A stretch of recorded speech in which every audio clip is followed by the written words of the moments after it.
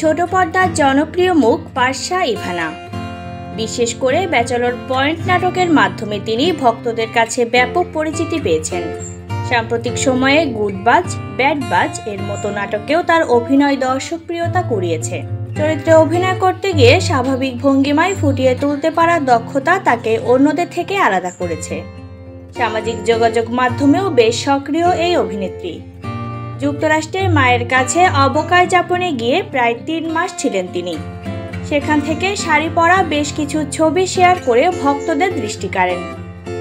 এক সাক্ষাৎকারে পারসা ইভানা জানিয়েছেন, রান্নায় তিনি তেমন দক্ষ নন, তবে নাচ তার প্রিয়। মায়ের রান্নার প্রসঙ্গ টেনে তিনি বলেন, আম্মু রান্নার কয়েকটা কোর্স করেছে, সব রান্নার বাস্তবসম্মত প্রয়োগ আমার উপর করেছে।